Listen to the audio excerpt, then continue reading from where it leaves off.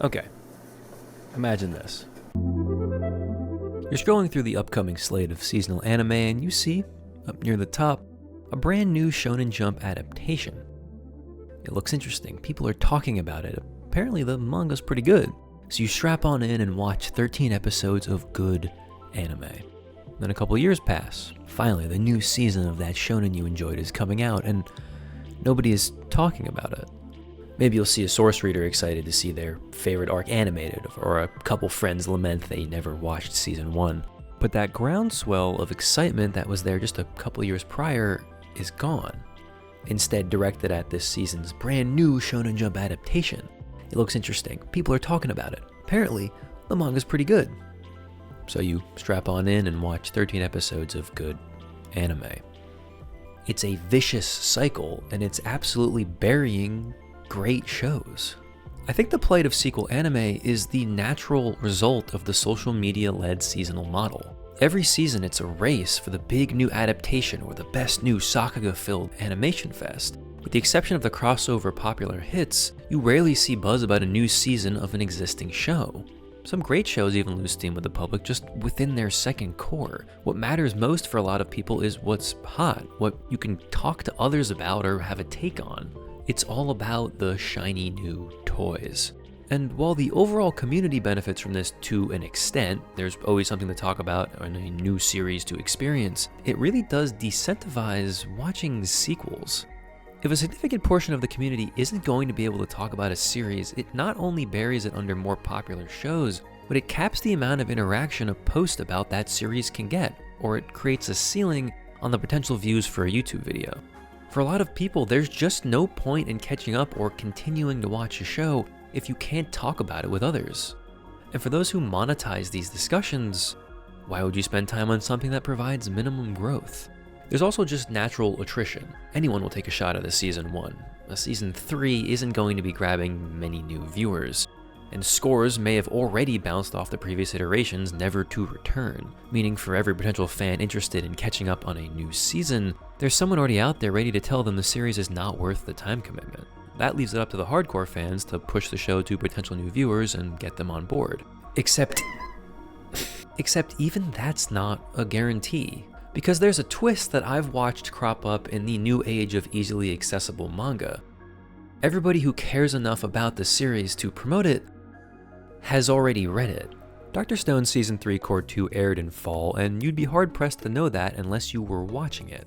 Part of that, I think, is that Dr. Stone as a series is over. The manga has been finished for a couple of years now, and all the fans who care, who would be waiting to see where the story is going, already got excited about it 4 years ago.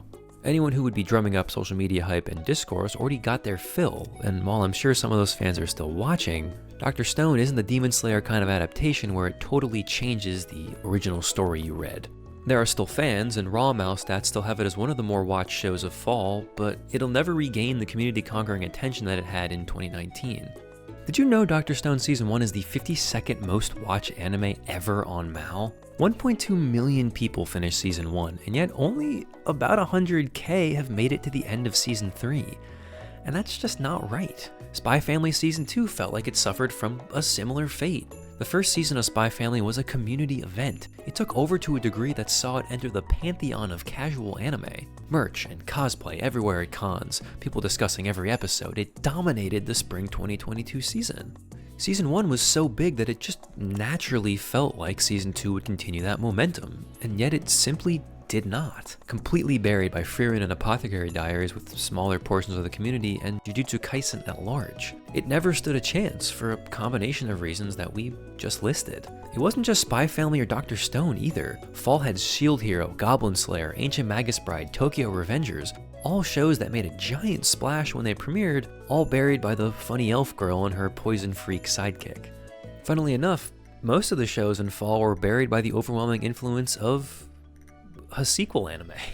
The rare example where the second season of a show actually launches it from popular to mega hit, reserved essentially exclusively for battle shonen, usually due to the increased quality of a mid-series arc, an MHA tournament arc or a Demon Slayer Mugen Train, so to speak. But that kind of sequel explosion is an extreme rarity nowadays, and that's even if there's enough source material to put together a season 2. I'm old enough to remember when, Attack on Titan Season 2 was the #1 joke in the anime community. And then when it finally came out, it still suffered from these same sequel issues until the final season was announced and everybody suddenly caught up. People had to be convinced to watch Season 3. Season 3, the best season of the show! I even made a really bad video about this 55 years ago. There's no solution here. People are always going to want to find that new show, that new series. And it's only exacerbated by the fact that so many great shows never get a second season. I've been waiting for Chivalry of a Failed Knight Season 2 for what feels like my entire life at this point. A good portion of this industry is designed to create a season of anime to sell the source material and just move on, but that's an issue for another time. In fact, the best solution available is probably adding to the problem. Just catch up with the source and spend time with that community. Nowadays, sequel adaptations are almost always sold to anime onlys as, oh, this was my favorite arc in the manga, or you'll love the material that's coming up next. And I do genuinely believe that dampens the excitement around them. The loudest fans are spending their season debating the merits of an adaptation, not stressing over what's going to happen next. It's an entirely different problem that I experience with any adaptation these days, but at least Season 1 still have a good chunk of anime-only discussion behind them. It feels like sequel anime are coming out more and more often these days, and for that I'm truly thankful. I'm glad I can experience some of my favorite series animated in their entirety. I just hope people aren't willfully missing out on some great shows or new experiences simply because they're not the new hotness. I'm not begging anime discourse to be dominated by sequels every season, but I think you'll be surprised how fulfilling watching more than 12 episodes of a show can be, allowing a story to grow and flourish as it comes into its own. Sometimes the new season of that shonen you watched 3 years ago is worth watching after all.